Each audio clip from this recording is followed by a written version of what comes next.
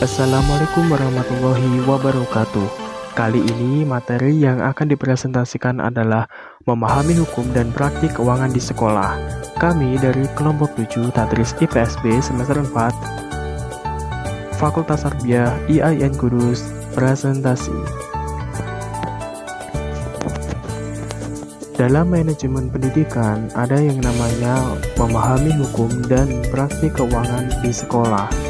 Dalam praktik keuangan di sekolah tidak lepas dari dinamika keuangan sekolah, mencakup agenda dan kegiatan politik yang lebih luas serta beragam aliran dana dan kategori pengeluaran.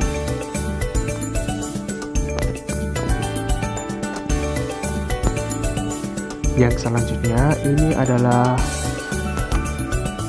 bagaimana mereka diharapkan untuk menghabiskan jumlah uang yang tidak ditentukan dalam bulan terakhir operasi sekolah, mereka dengan peringatan untuk menggunakannya atau kehilangan dana tersebut.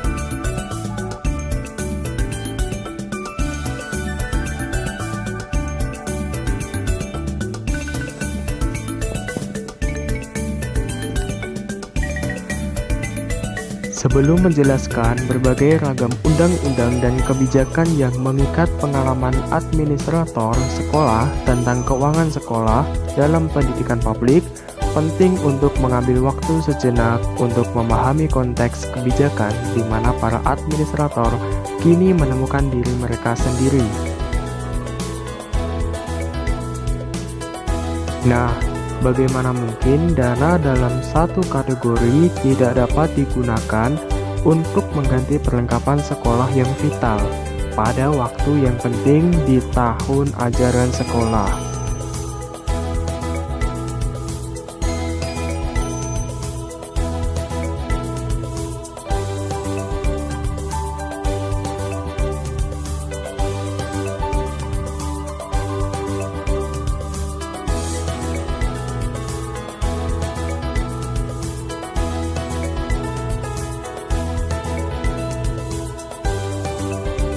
Nah, banyak sarjana yang mengidentifikasi perubahan dalam pemikiran publik dan akademis tentang pendidikan publik yang terjadi pada tahun 1983, tahun ketika Komisi Nasional untuk Keunggulan dalam Pendidikan diterbitkan. Bangsa yang beresiko, sebuah laporan yang menyelesaikan keadaan publik di Amerika berdasarkan perbandingan internasional dan survei opini publik dan kurikuler. Berapa orang merasa seolah-olah tujuan dari laporan keuangan lebih untuk memanipulasi opini publik daripada untuk menginformasikannya? Sebagian besar setuju bahwa itu secara efektif menempatkan reformasi pendidikan publik secara jujur di benak publik. Tidak mengherankan, pergeseran ini mempengaruhi bidang keuangan sekolah juga.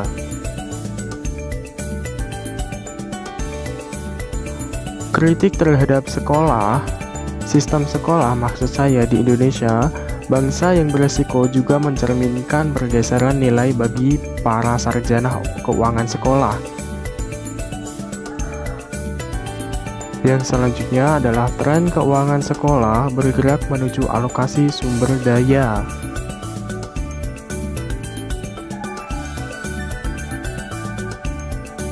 Seperti yang dicatat oleh Al-Watt-Kaberley pada tahun 1905, kaget terhadap hampir setiap inisiatif lain dalam kebijakan dan reformasi pendidikan.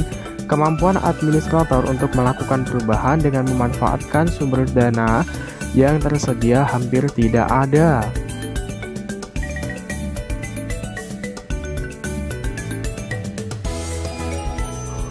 Dengan kata lain, alokasi dana aktual untuk inisiatif pendidikan biasanya hanya terjadi pada tingkat tertinggi dari proses kebijakan, jauh dari birokrat, tingkat jalanan, administrator kabupaten dan sekolah.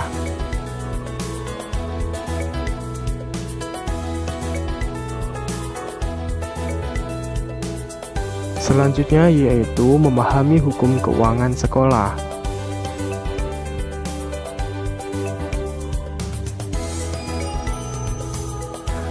Penghasilan untuk operasi sekolah umumnya dihasilkan melalui pajak.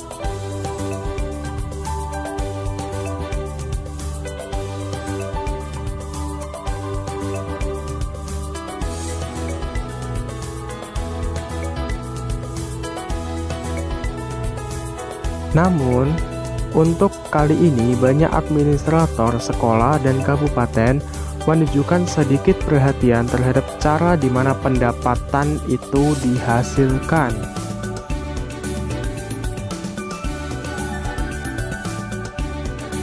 Sekolah didanai dari berbagai sumber karena berbagai alasan.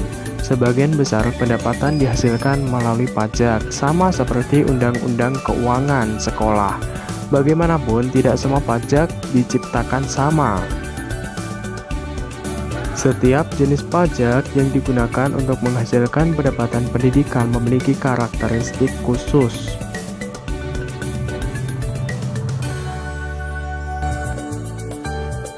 Nah, pendapatan untuk pendidikan publik dihasilkan melalui 3 bentuk perpajakan utama: pajak penghasilan, pajak properti, dan pajak penjualan. Secara umum, pajak penghasilan digunakan untuk menghasilkan dana tingkat negara. Pajak properti digunakan untuk menghasilkan dana tingkat lokal, dan pajak penjualan digunakan untuk menghasilkan dana tingkat kabupaten. Nilai bersaing dalam pembiayaan sekolah.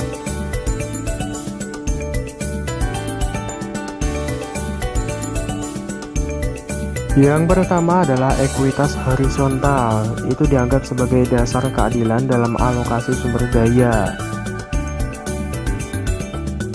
Selanjutnya ini adalah ekuitas vertikal. Didefinisikan sebagai gagasan bahwa siswa dengan lokasi berbeda perlu diperlakukan secara berbeda. Berikut ini langkah penganggaran dana di sekolah. Yang pertama, menentukan sumber daya yang dibutuhkan atau mungkin dibutuhkan sistem dana untuk tujuan apa yang digunakannya. Yang kedua, diidentifikasikan di mana dan bagaimana.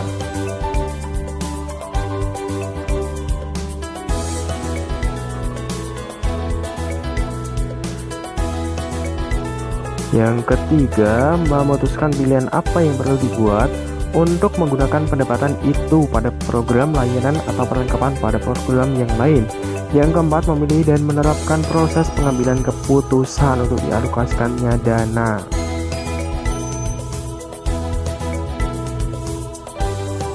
Yaitu selanjutnya membuat kerangka kerja penganggaran berbasis kinerja.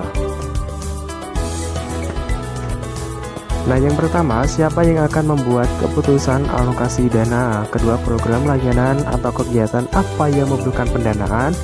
Yang ketiga, jika pendapatan diperkirakan tidak mencukupi untuk semua kebutuhan, berapa banyak fleksibilitasnya? Oke, terima kasih sudah menonton. Jangan lupa untuk like, komen, dan subscribe.